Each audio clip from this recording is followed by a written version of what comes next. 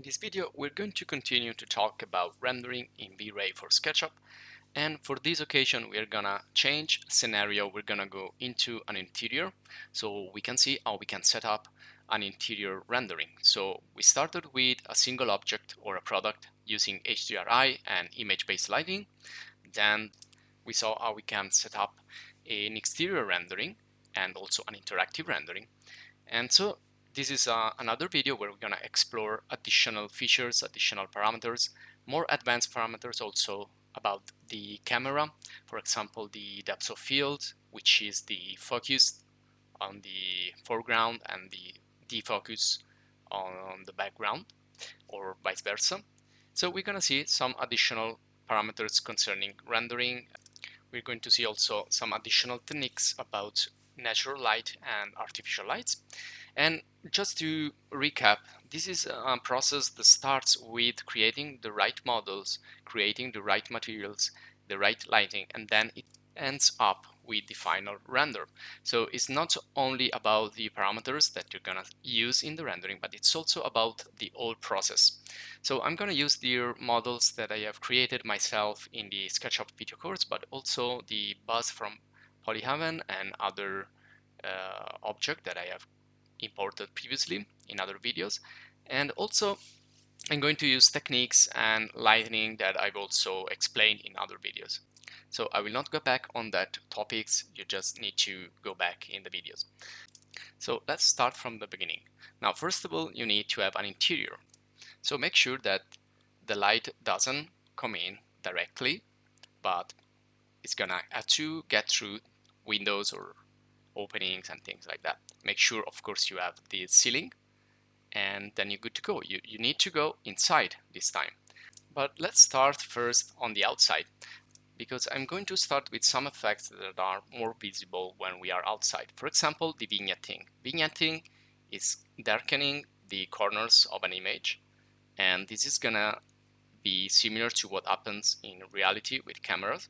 So the first parameter here we're gonna see, of course, we need to go to the settings where we left off in previous video, and here we're gonna start to use the camera and also other effects. But here in the camera we can go to the effects and we have the vignetting on, which is a really nice effect, and it's gonna turn out really realistic. Okay, so choose the amount of vignetting effect, and as usual, look what happens in the rendering. Now this is also visible in interior renderings, but here it's more visible because we have more space. And also another effect that I want to show you before we get inside is the ambient occlusion, which we talked previously. So let's do a material override here using a standard override color, and let's render. So we're gonna see now everything black and white. Okay. Well, we can actually move also in the interior right away. And you can use override color again to study lighting and how to place the lights and how to balance everything. Now let's see another effect, which is going to be an advanced effect. Now where you are in this panel here, you have these render parameters, and in global illumination you have this switch which is going to turn on the advanced settings. And here we have ambient occlusion.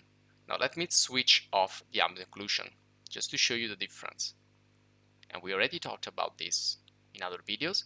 So you still have some shadows in the most occluded part of your render. This is now by default, but if you want to enhance that effect, you need to switch on the ambient occlusion, and if you want something more radical, you can increase the ambient occlusion and also change the radius. So ambient occlusion is going to increase the visibility of a lot of details that are usually like not so visible. So make sure that you don't exaggerate again. Everything needs to be balanced. Now, of course, with the materials on, everything is not gonna look as visible as this. So if I switch off the material override, you can see that the effect is gonna kind of get lost, especially with really dark walls like this in this render. And now that we have moved inside, we can start to talk about more parameters and the global illumination again, which we only saw in the previous video using interactive render. But when we use the static or the classic rendering, it's gonna change a little bit. We're gonna have some additional parameters. Now, one thing I want to suggest to you is that you can create scenes using the scenes panel in SketchUp. So if I want to, for example, create another view here of this room, I can go here and then click plus, and this is gonna create a scene.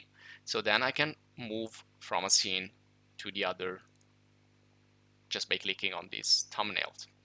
And in this video, I'm gonna use this one here to create the depth of field and this one to start with. Okay, now everything starts usually with the natural light. So you usually will get the standard lighting that you have in SketchUp, which is the sky, the sun and sky. Okay, now make sure that you know where the sun is coming from, because if you want natural light to come inside your interior and use that light, you need to make sure that the light is coming inside. So how you do that? You can use the shadows panel. Just figure out where the shadow is and you understand where the sun is coming from, and you can apply this to an exterior as well as an interior. And the other option, let's get inside,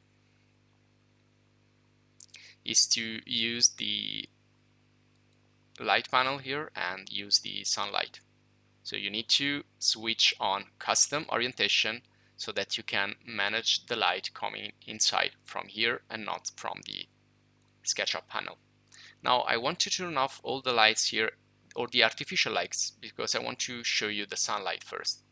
So let's see what's gonna happen if I use only the sunlight here coming on from the window. So let's render. Okay, now everything is gonna look pretty dark. This is because I have a pretty small window actually, and a really dark place because I have like really dark walls and not so bright pavement here.